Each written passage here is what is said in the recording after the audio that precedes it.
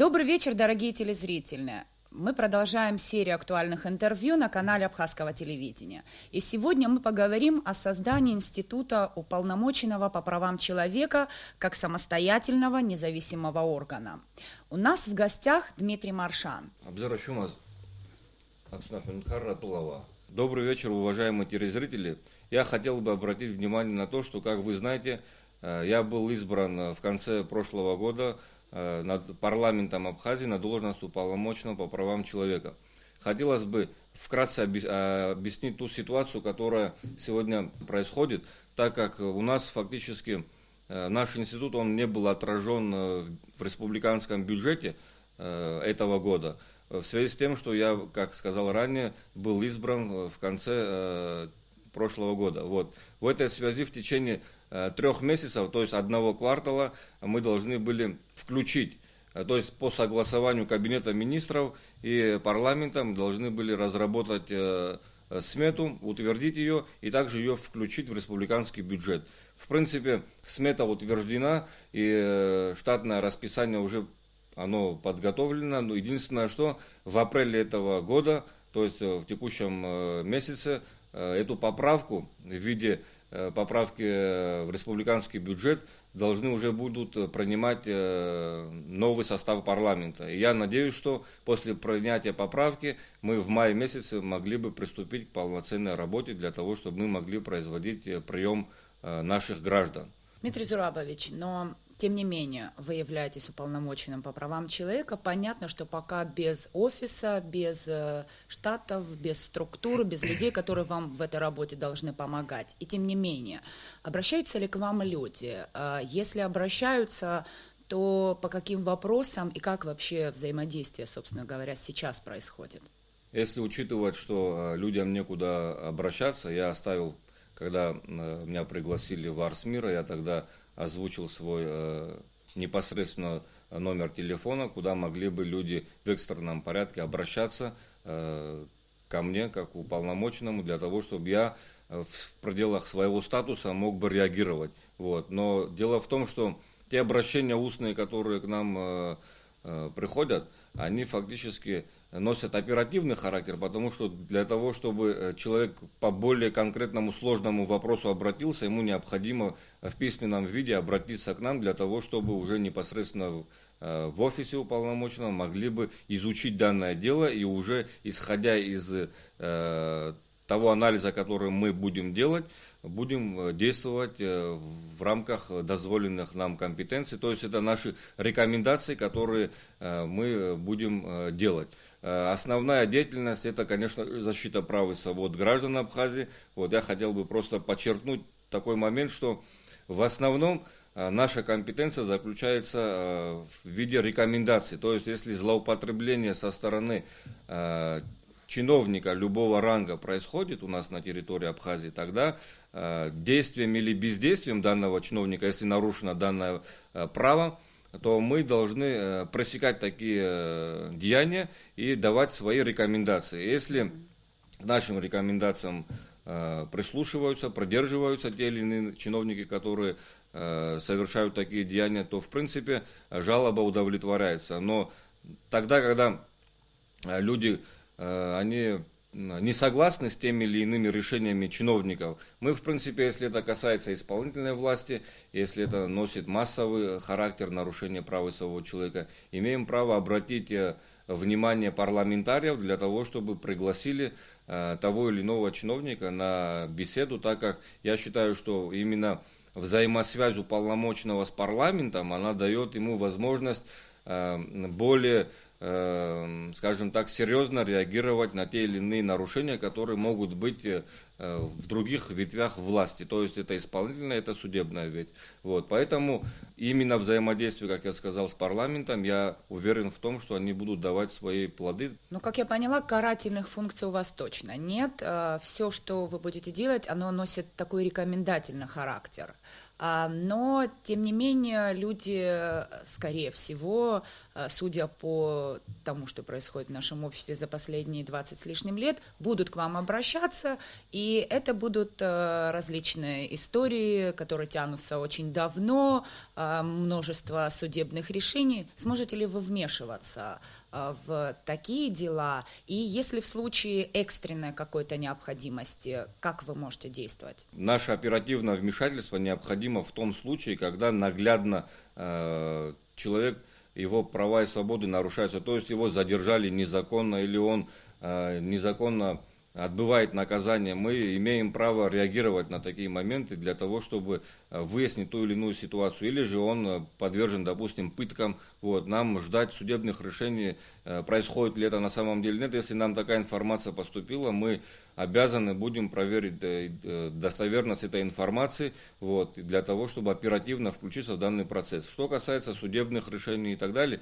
то люди, которые недовольны с конкретными решениями, они могут к нам, конечно, обратиться. Мы, изучив данное дело, можем обратиться в прокуратуру, а прокуратура со своей стороны может дальше уже надзорную жалобу подать. Вот. Также, как я сказал ранее, парламентарии также могут сделать запрос на то или иное дело для того, чтобы сами ознакомились с конкретными делами и уже во взаимодействии с уполномоченным давать свои рекомендации и работать в этом направлении. Я на что хотел бы обратить внимание. Да, карательных функций наш институт он носить в себе не может, но основная функция, как я сказал, это защита прав и свобод граждан, но в этой связи необходимо отметить, что роль института уполномоченного, как независимого самостоятельного органа, оно заключается в том, чтобы те чаяния простых граждан, потому что я акцентирую внимание на том, что если два гражданина поспорили, это не проблема уполномоченного. Именно взаимосвязь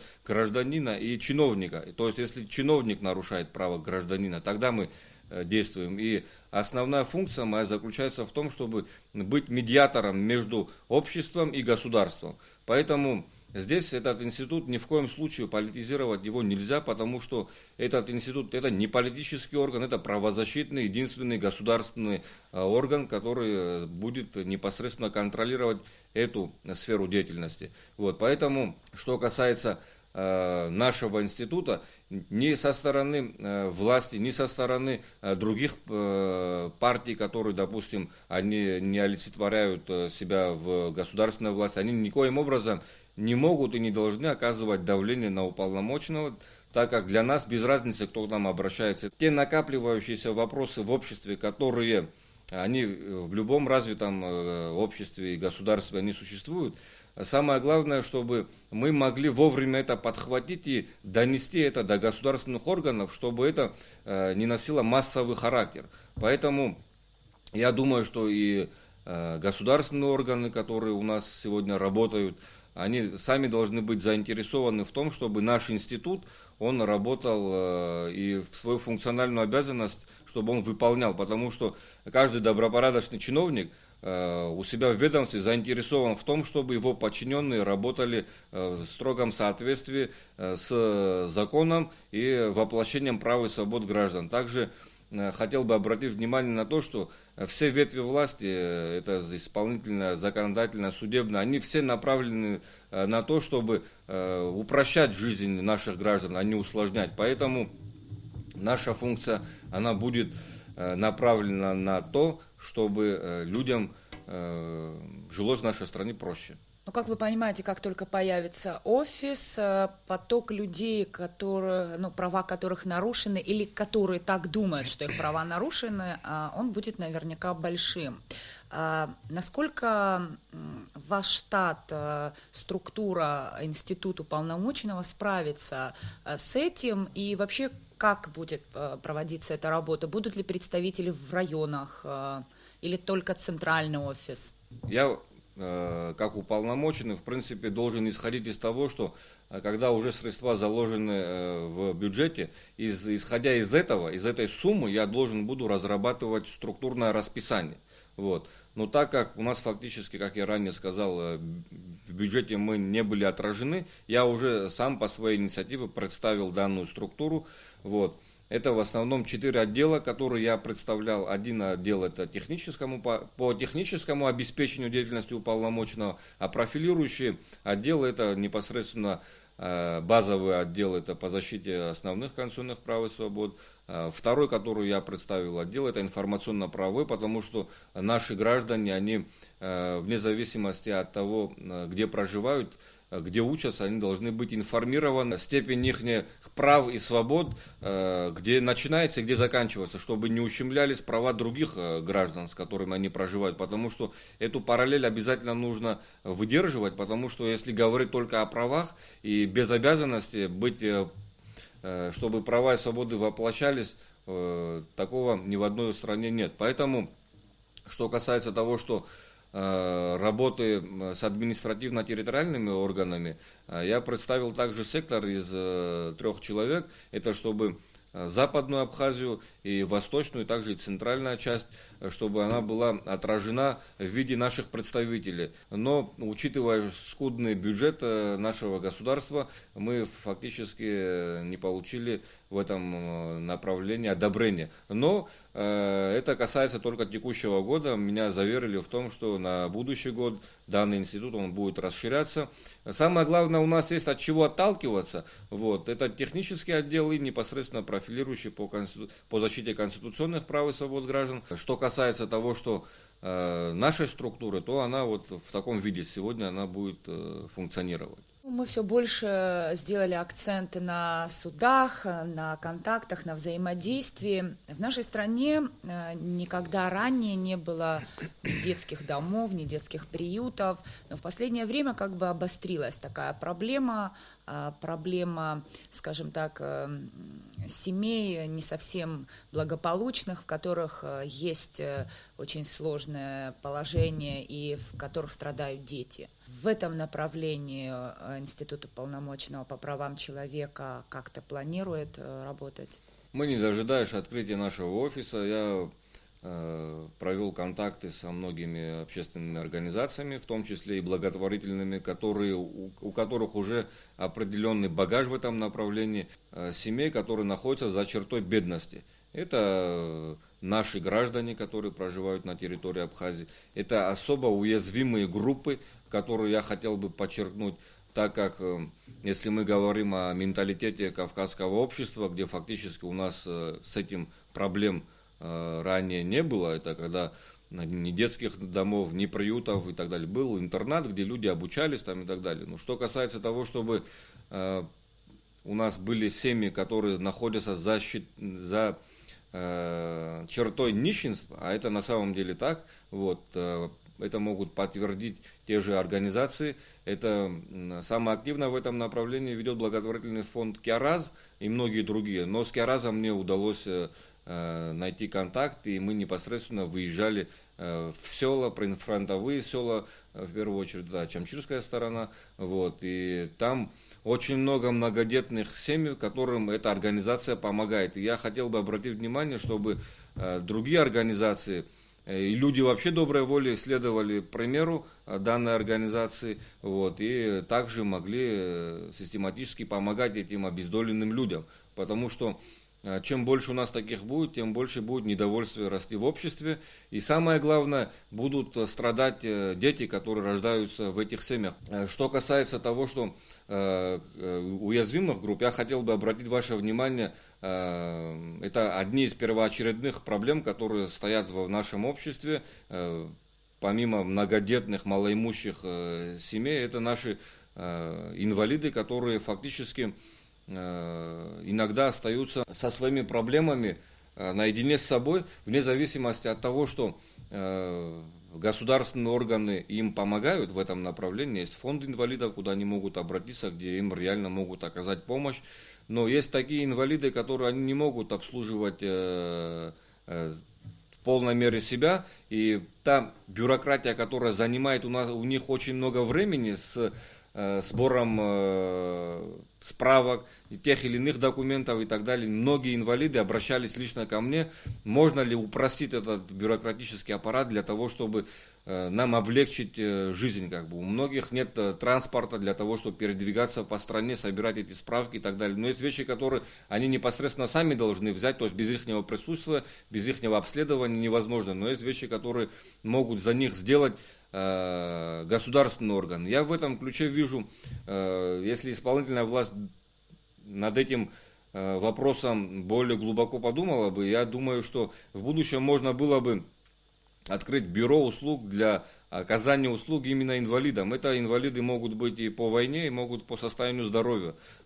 Обращаться для того, чтобы по той или иной проблеме, где пакет документов им нужно собрать на ту или иную проблему, чтобы, придя в этот орган, написав обращение, заявление, приложив паспорт гражданина, чтобы в следующий раз он пришел уже с полным пакетом документов, чтобы упростить процедуру помощи данным гражданам. Это не такие большие средства для того, чтобы в этом плане хотя бы оказывать помощь инвалидам и престарелым людям, которые остались без кормильца. Уязвимыми группами в Абхазии у нас, конечно, являются для нашей деятельности, это люди, которые содержатся в местах лишения свободы.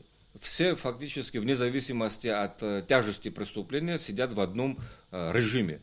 То есть общий строгий режим он не соблюдается, для всех он один. И в этой связи, учитывая, что у нас один режим для всех, здесь надо думать над тем, как работать в этом направлении. Ждать, пока это все построится централизованно, чтобы каждый находился в своем режиме. Это требует средств, усилий. Но мы не можем ждать, пока эти возможности у нас появятся. Должны исходить из того минимума, которое государство может делать сегодня.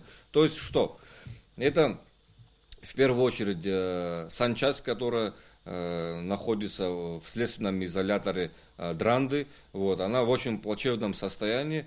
Во время моего мониторинга многие заключенные обращали внимание на то, что у них фактически нет оборудования для того, чтобы оказать им медицинскую помощь. То есть, если зуб заболит или головная боль, то, что можно таблеткой вылечить, это одно, но есть там, где нужно вмешательство медика через оборудование, которого у них нету. В этом направлении нужно изыскать возможности. Я думаю, что это не такие большие затраты для того, чтобы обеспечить этих людей надлежащим медицинским услугам, так как у нас вопросы сложные стоят с конвоированием, не всегда может администрация этих людей вывозить в медицинское учреждение, поэтому если не всегда это получается, нужно на месте стационарно оказывать им помощь.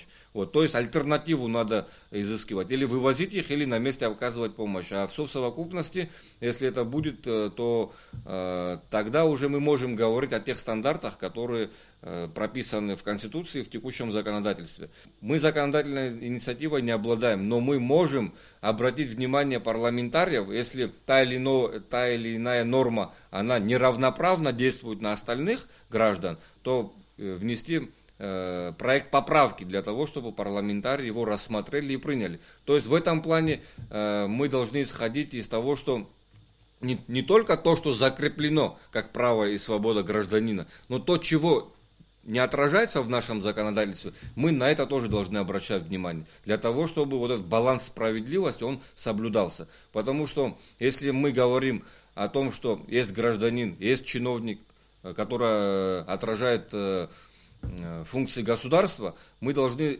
исходить из того, что они равноправны. То есть рядовой гражданин и чиновник любого ранга, они равноправны. И закон, он должен действовать на них одинаково. Если сейчас мы говорить будем о стандартах тех, которые нам дает наша Конституция или международные пакты о правах и свободах человека, то мы можем это говорить сегодня и завтра, и послезавтра. Но мы должны начать с тех минимальных возможностей, которые обладает наше государство. И говорить, что у нас возможностей нету, да, на какие-то вещи у нас возможностей нету. Но есть много тех вещей, которые не особо таких больших средств требуют. Просто нужна воля, нужно проникнуться с проблемами рядовых граждан, особенно уязвимых групп, и действовать в этом направлении. Еще раз подчеркиваю, что вся деятельность государственных органов должна быть направлена Это и по закону, и по морали направлено на упрощение жизни человека. Как журналист не могу не спросить об этом. Насколько открыто, прозрачно для журналистов, для средств массовой информации будет вообще работать институт уполномоченного? И как часто вы вообще планируете встречаться с журналистами?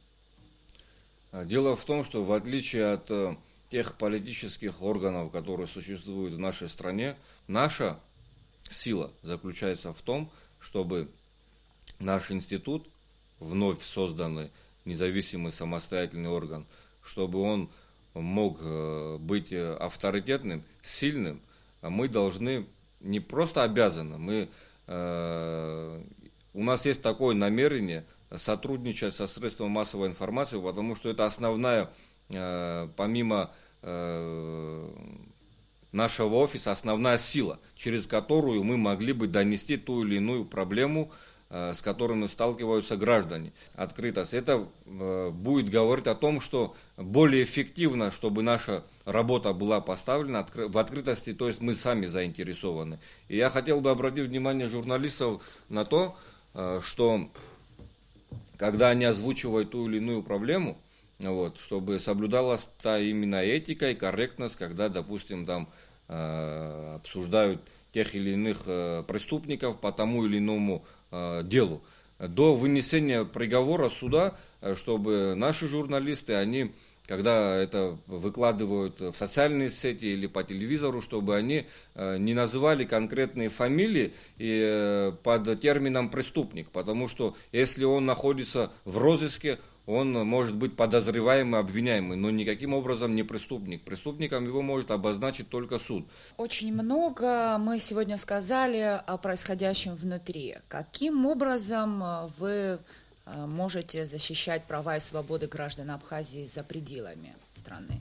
Фактически, исходя из того, что наше государство, оно в первую очередь признано Российской Федерацией, и другими странами, которые поддержали эту инициативу. К нам фактически поступило обращение с аппарата уполномоченного по правам человека в Российской Федерации, где они фактически признали наш институт как орган, который будет непосредственно с ними сотрудничать в этом направлении. И мы в будущем планируем подписать соглашение о сотрудничестве, потому что это практика многих стран, когда происходит такого рода сотрудничество, потому что очень много наших граждан проживают на территории Российской Федерации, и граждан России также проживают на территории Абхазии. Также мы наводим контакты с другими зарубежными странами, те, которые нас признали, также пока, которые на стадии признания находятся. У нас была фактически встреча, пока я не приступил к обязанностям, у меня было приглашение для того, чтобы мы посетили Венгерскую республику. И мы были в офисе уполномоченного по правам человека Венгерской республики в городе Будапешт, где фактически мы ознакомились с их практикой, с их подходом в дальних направлениях. И меня заинтересовало такое направление, как управление по защите прав будущих поколений. Это одно из таких интересных направлений, это не в каждой зарубежной стране такое направление выбрано. Непосредственно у уполномоченного есть там зам, который курирует это направление. Это в основном вопросы экологического характера, это вопросы по тем ресурсам, которые обладает страна, это демографические вопросы. То есть это на предупреждение наперед. То есть эти вопросы, которые сегодня Институт уполномоченного формирует и рекомендует правительству в данной стране, чтобы они обратили на те или иные проблемы, чтобы с теми проблемами, которые сталкиваются данные граждане, чтобы в будущем поколении не сталкивались с этими проблемами. И мы фактически обменялись контактом, и нас заверили в том, что дальнейшее сотрудничество с офисом уполномоченного Венгерской республики по вопросам въезда, выезда или же по вопросам медицинского обслуживания, также по вопросам образования. Они могут, если эти права их не будут ущемлены, обратиться непосредственно через нас или напрямую в офис уполномоченного Венгерской Республики. Такого рода контакты, они нам просто необходимы, поэтому мы в этом направлении готовы сотрудничать с нашими коллегами за рубежом, так как это было вот на примере с Венгерской Республикой. Дмитрий Зурабович, спасибо огромное за сегодняшнюю беседу.